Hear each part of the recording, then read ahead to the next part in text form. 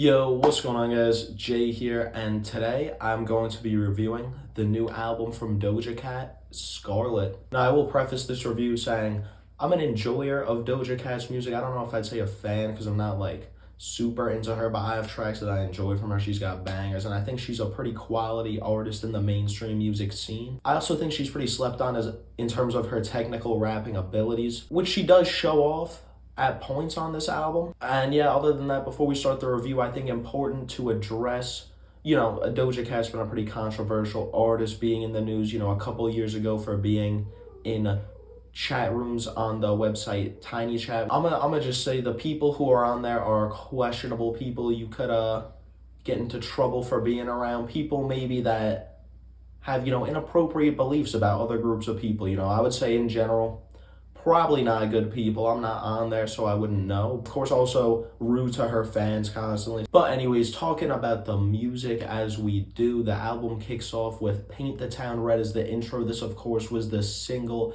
a huge song. Personally, I love this song. I'm bumping it often. The following track, Demons, is a bass-heavy, aggressive attempt at a banger. On this track, we get Doja Cat screaming into the mic, asking us, the listener, how her demons look. On this track, she messes around with some eccentric vocal inflections while she's dropping trash bars like, I'm onto bigger things, I just copped a limousine. At times, I want to like Demons because of the amazing energy that Doja's bringing to this track. But other than this presence here, this track is honestly pretty fucking bad. There's not much redeemable here. Again, other bad lyrics like, who are you and what are those? You are gross.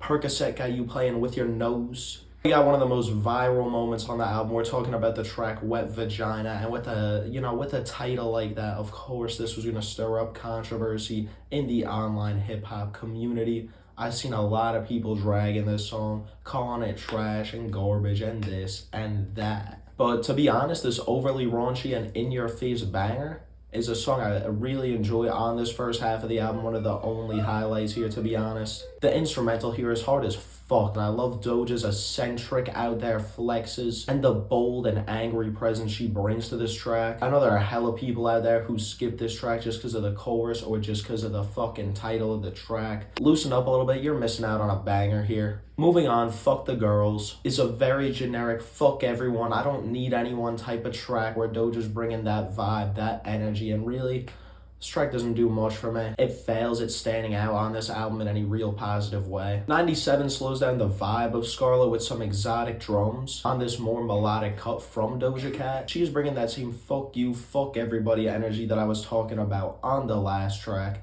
And to be honest, she does drop another what are those bars here, which is really a low for the album. I would say morally, culturally, in terms of how cringe it is, it was really just disappointing to see this surface again. Doja does briefly touch on, her controversies here, not like addressing them directly, just saying she really doesn't give a fuck about the controversy. It benefits her, it gets her engagement, it gets her profit, almost like encouraging it in a way. She's been like, oh yeah, everyone's chatting all this shit about me. I don't give a fuck though. It's only helping me get my money up. It's a little questionable. Gun has a dreamy, poppy, high-tempo instrumental where Doja Cat flows great on, as she has been this whole album, as she always does. Her flow is definitely one of her strongest qualities. There's rarely ever an occasion where you'll listen to a Doja Cat song or feature and be like, oh, she doesn't fit over this beat, she doesn't flow well. Nah, that's not something she does. She could slide on anything for the most part. But I mean, yeah, this is another low early on into the album. This track is, again, very forgettable. Not much replay value here, and no reason I would ever go back to it. And now, at this point in the record, we are about halfway through, and outside of Paint the Town Red, the intro, you will notice something up to this point with all the tracks in between there. They are very similar. They all have these basic-ass pop trap instrumentals, where honestly on half of them the drum patterns sound damn near the exact same. Doja's lyricism is just so elementary and simple. Sounds like she's not even fucking trying half the time. Most of this was probably freestyle, to be honest. Where the highlights come in, the few that there are, like Wet Vagina, it is with Doja's energy, her track presence. She is so animated and in your face, and the moments that are good here are because of the energy Doja is bringing, straight up. Right outside of Paint the Town Red.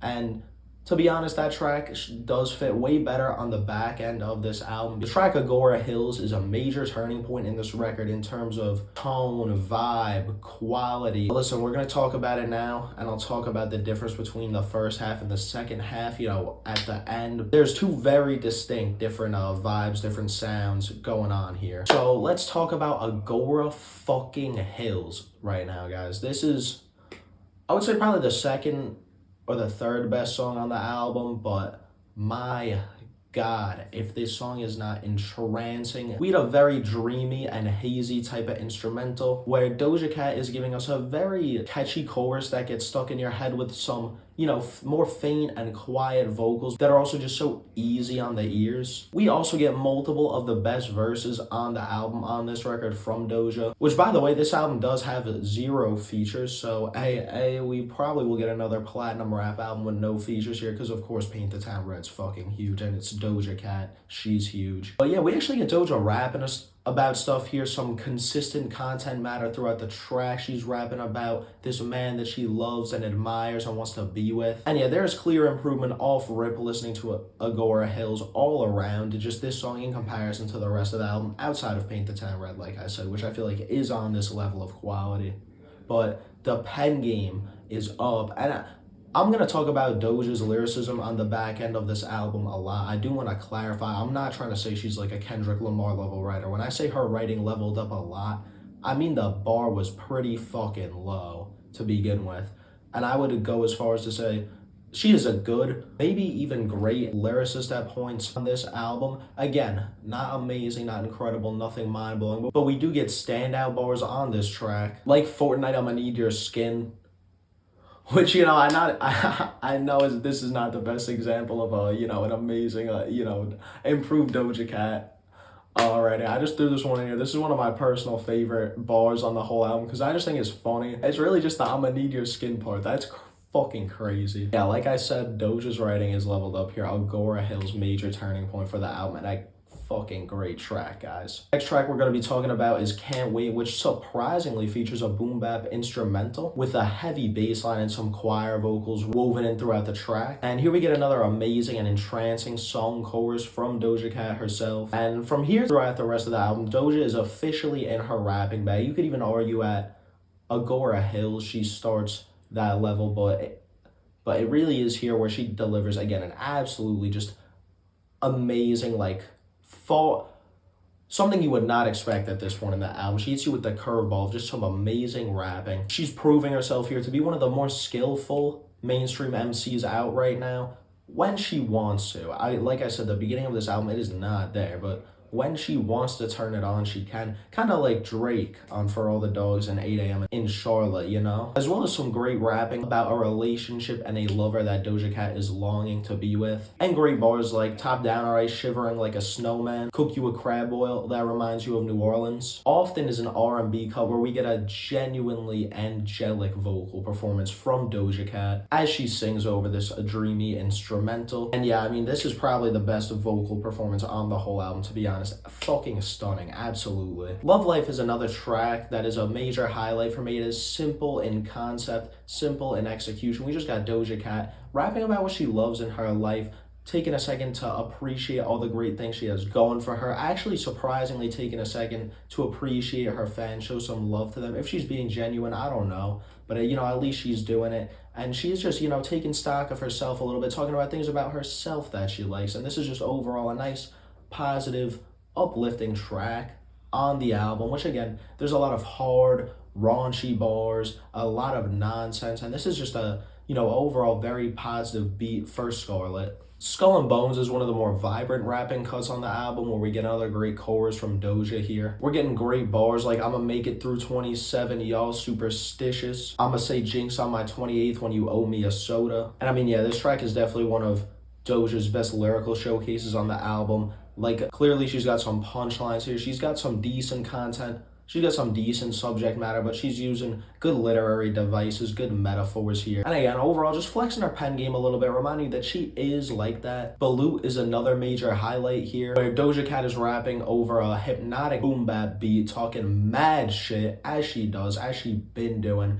For real, on this album, Doja has been just shitting on like anybody who's not her throughout this whole project. Literally just, like I said, it's fuck you energy she's been bringing throughout the whole thing. Although here her, shit talking, her chirps are more complex. It is more, lyrically strong. And we do get another earworm of a chorus on, like I said, another highlight here in Balut. And now we get to the outro, What You Mean Freestyle, which this is a crazy outro, guys, because this goes immediately just reverts back to the, like first half of the album. We get this super hard formulaic, again, feels literally like the same drum programming as here, hard ass bass that was going on in that first half. We get a reduction in the complexity of Doja's lyrics, and I will say this is one of the better high energy bangers on the album. I actually like this track a lot. I'm not necessarily criticizing it for being bad. I'm criticizing it for being the outro, and Doja hasn't done this sound in a while. I feel like Paint the Town Red and this track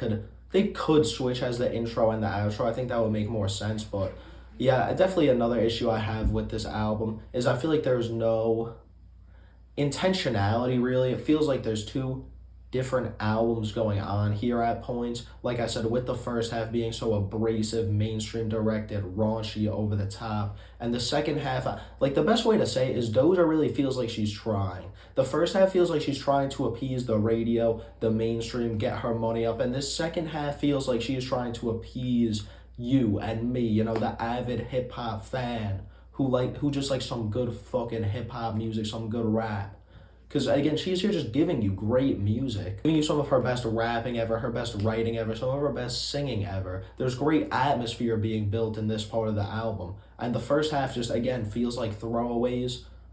There's not much cohesion here. And because of that, Scarlet's a hard album to gauge. All the highlights at the end, and you got, it starts off very fucking weak. So, I don't know. If I was going to, and I would recommend Scarlet. It's a good album, but I would just recommend listening to the second half. If you listen to, not Paint the Town Red, I know I was going to say the first song. If you listen to Demons or Wet Vagina, if you listen to one of those songs, you listen to all of them. But again, this back end is where some real fucking great music to come out this year is. I think there's multiple of the best songs to come out this year here, like Agora Hills, like Can't Wait. And I mean, yeah, for those reasons, I will be giving Scarlet a 6.7 out of 10. Like I said, this is still a good album. There's still massive highlights here. It's really just that first half of the album bringing it down. I wish Doja just dropped like a, 10-track album with songs all on that quality. But yeah, that's gonna do it for me, guys. I appreciate y'all tuning in. I hope you liked the video. Go to the comments, let me know, what do you think of Scarlet? This is a pretty polarizing album. I'm interested to hear what you have to say. What do you think the best song is? Yeah, like, subscribe, share, comment, all that fun stuff. And I'm gonna catch you in the next one, guys. But be well until then, and I'll see you. Peace.